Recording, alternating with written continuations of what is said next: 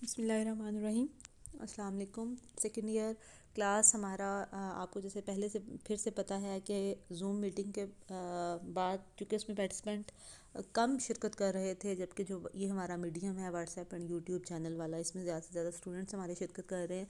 तो हम वापस उसी चैनल पे आ गए हैं, यानी हम व्हाट्सएप और यूट्यूब पे लेक्चर अपने अपलोड करेंगे। हमने अपने सेकंड चैप्टर जो है वो कंप्लीट कर लिया था, फर्स्ट भी हमारा कंप्लीट हो गया। अब हमारी जो है वो थर्ड चैप्टर की बारी है, जो कि group third A and group fourth A के एलिमेंट्स पे कंसिस्ट कर रहा है। हम इस सारे को स्मार्ट सिलेबस के थ्रू गो थ्रू कर रहे हैं या कंसीडर कर रहे हैं। तो हमारा ग्रुप थर्ड ए और ग्रुप फोर्थ ए के एलिमेंट्स में कौन कौन से एलिमेंट शामिल हैं या इसमें कौन कौन सी चीज़ें शामिल हैं, तो मैंने व्हाट्सएप पे इमेजेस भी कुछ आपके साथ शेयर कर दी हैं जो smart syllabus related to chemistry है।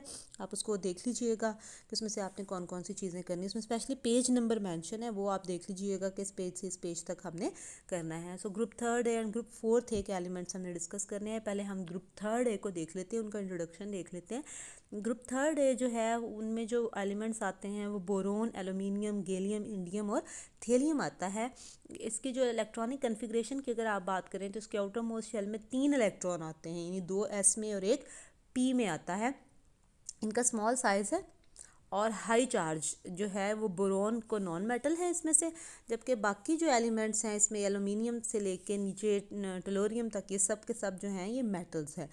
इनमें मेटालिक करेक्टर बोरोन से एलुमिनियम का जो इंक्रीज़ होता है वो बेसिकली साइज़ इंक्रीज़ से आता है कि साइज़ बढ़ता है, तो इस वजह से मेटालिक करेक्टर भी बढ़ जाता है। लेकिन जो साइज़ का इंक्रीज़ है वो इस ग्रुप में रेगुलर वैसा नहीं है। एक्चुअली जो प्रेजेंस है इलेक्ट्रॉन की वो हैवियर मेंबर्स में पुअर शील्डिंग इफेक्ट को शो करवा रही है एस एंड पी इलेक्ट्रॉन की निस्बत।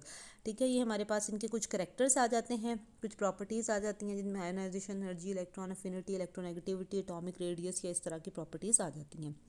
अक्रस आपने जो देखनी है वो ख़ास तौर पे बोरोन और एलुमिनियम की देखनी है। पहले हम बोरोन की देख लेते हैं। बोरोन जो है वो अबंडेंट एलिमेंट नहीं है, ट्रेसेस में पाया जाता है सॉइल के अंदर, और कुछ स्मॉल अमाउंट जो हैं वो प्लांट की ग्रोथ में भी नेसेसरी हैं। इसके अलावा बोरोन जो है ये नेचर में ऑक्सीजन के साथ कंबाइंड स्टेट में हमेशा पाया जाता है, ऑक्सीबोरेट आयन या बोरेट। प्रिंसिपली जो है इसके साल्ट्स होते हैं पॉलीबोरिक एसिड्स की फॉर्म में। जो पहला इसका मिनरल पाया जाता है वो बोरेक्स या टिंकल है, सोडियम बोरेट का साल्ट है ये। उसके बाद कुलैमेनाइट है, ये कैल्शियम बोरेट है, और फिर या बोरिक एसिड यानी ऑर्थोबोरिक एसिड की फॉर्म में ये पाया जाता है। एल्यूमिनियम जो है ये थर्ड मोस्ट अबंडेंट एलिमेंट है अर्थ क्रस्ट का, ऑक्सीजन और सिलिकॉन के बाद। ये एल्यूमिनो सिलिकेट मिनरल्स की फॉर्म में रॉक्स के आउटर पोर्शन में पाया जाता है अर्थ क्रस्ट के। इसके अलावा जो कुछ एलिमेंट्स में थर्ड एक गैलियम, इंडियम और थेलियम जो हैं ये रेयर है और बाय प्रोडक्ट बनती हैं बाकी प्रोसेसेस की। अब जो एल्यूमिनियम के हैं वो कौन कौन से हैं, हमारे पास पहला आता है फेल्सपार, पोटाशियम एल्यूमिनियम सिलिकेट है ये, या पोटाशियम ऑक्साइड एल्यूमिनियम ऑक्साइड और सिलिका, ये इनका कम्बिनेशन है। नेक्स्ट है मिका, जिसको मुस्क वाइट भी कहते हैं, ये पोटाशियम हाइड्रोजन एल्यूमिनियम सिलिकेट है। काओलिन है यानी क्ले है, ये हमारे पास आ जाता है, इसका फार्मूला हाइड्रोजन एल्यूमिनियम सिलिकेट है ये। इसके अलावा क्रंडम है, एलुमिना है ये, एमरलिड है, एलुमिनियम फ्लोरीन सिलिकेट है, गिब्साइट है, उसके बाद बॉक्साइट है, क्रायोलाइट है और डायास्पोर है। एलुमिनियम के जो ओर्स हैं ये सेमी प्रेशियस मेटल्स या सेमी प्रेशियस जो स्टोन्स हैं वो भी बनाते हैं, जैसे आपने अभी एमरल्ड पढ़ा है या रूबी पढ़ा है। ये कुछ इस किस्म के जो सेमी प्रेशियस स्टोन्स हैं वो भी एलुमिनियम के ही बनते हैं। पेकुलर बिहेवियर है हमारे पास बोरोन का, जैसे आपको पता है कि हर ग्रुप का पहला मेंबर जो है वो थोड़ा सा डिफरेंट बिहेवियर शो करता है। तो ये किस तरह का बिहेवियर शो करता है, बोरोन जो है ये ग्रुप थर्ड ए का पहला मेंबर है। ये डिसिमिलरिटी अपनी बाकी ग्रुप से शो करवाता है। वो कौन कौन सी डिसिमिलरिटी हैं, पहला जो डिफरेंस इनका आता है वो बेसिकली इसका डिफरेंस भी इसीलिए है क्योंकि बोरोन जो है इसका साइज़ बहुत छोटा है और उसकी चार्ज डेंसिटी ज़्यादा होने की वजह से ये डिफरेंस शो करवाता है। बोरोन जो है ये ओनली एलिमेंट है ग्रुप थर्ड ए का जो कि नॉन मेटल है, बाकी सब इसमें मेटल्स हैं। और ये ओनली एलिमेंट है जो कि लेस देन 4 इलेक्ट्रॉन्स अपने आउटरमोस्ट शेल में रखता है, जो कि मेटल की प्रॉपर्टी नहीं है। इसके अलावा ये है कि बोरोन जो है यानी ये नॉन मेटल है, ये वाहिद नॉन मेटल है जिसके आउटरमोस्ट शेल में 4 से कम इलेक्ट्रॉन है, अदरवाइज बाकी जो है मोस्टली 4 से ज़्यादा रखती हैं। बोरोन जो है ये तमाम के तमाम अपने तीनों वैलेंस इलेक्ट्रॉन को यूज़ कर लेता है बॉन्डिंग पर्पस के लिए, इसीलिए इसकी ऑक्सीडेशन स्टेट कॉमनली या +3 होती है या -3 होती है। इसके अलावा इसकी जो आउटस्टैंडिंग एक फ़ीचर है बोरोन की केमिस्ट्री में वो ये है कि ये एडिशन कंपाउंड बनाता है। बोरोन जो है ये आयनिक कंपाउंड नहीं बनाता, सल्फेट, नाइट्रेट या बाकी जो एनाइंस हैं उनके साथ ये कंपाउंड स्टेबल कैटायन नहीं बनाता। बोरोन के कंपाउंड्स कौन कौन से हैं नेक्स्ट जो हमारा सिलेबस में शामिल है वो ये वाला है टॉपिक है, यानी बोरेक्स है हमारे पास, सोडियम टेट्राबोरेट है। ये कहाँ पाया जाता है, किस तरह से पाया जाता है? तो सोडियम बोरेक्स जो है वो सोडियम साल्ट है टेट्राबोरिक एसिड का, ये सबसे इम्पॉर्टेंट है ऑल बोरेट्स में से।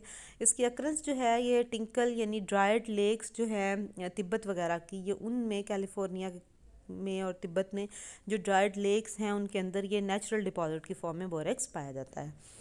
मैन्युफैक्चर्स को कैसे किया जाता है, इसको बनाने का तरीका ये है कि बोरेक्स जो है उसको बनाने के लिए हम हॉट सोल्यूशन लेते हैं बोरिक एसिड का और उसमें सोडा ऐश की प्रॉपर अमाउंट ऐड करते हैं। सोडा ऐश और बोरिक एसिड आपस में रिएक्ट करते हैं, ये कन्वर्ट हो जाता है बोरेक्स में, साथ में वाटर और कार्बन डाइऑक्साइड में से एवेपोरेट हो जाती है। आजकल जो है ये बोरेक्स जो है वो बना रहे हैं कैल्शियम बोरेट की मदद से। फाइनली पाउडर्ड कोलैमिनेट का लेते हैं, उसको सोडियम कार्बोनेट के साथ बॉयल किया जाता है और कैल्शियम कार्बोनेट जो है वो प्रेसिपिटेट आउट हो जाता है मिक्सचर बोरेक्स में से और सोडियम मेटाबोरेट जो है वो बन जाता है हमारे पास।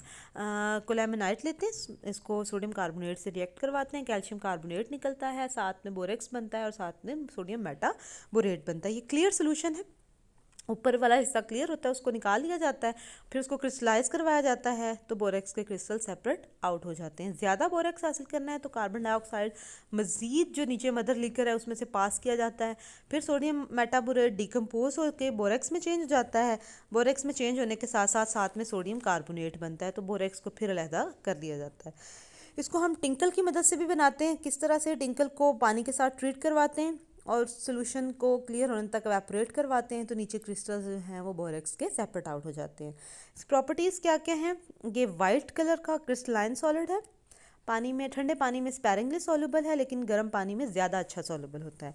100 ग्राम जो है वो वाटर 3 ग्राम डेका हाइड्रेटेड जो है वो 10 डिग्री सेल्सियस पे डिज़ोल्व करते हैं, यानी अगर 10 डिग्री सेल्सियस है तो 100 ग्राम पानी में 10 डिग्री सेल्सियस पे 3 ग्राम डिज़ोल्व होंगे।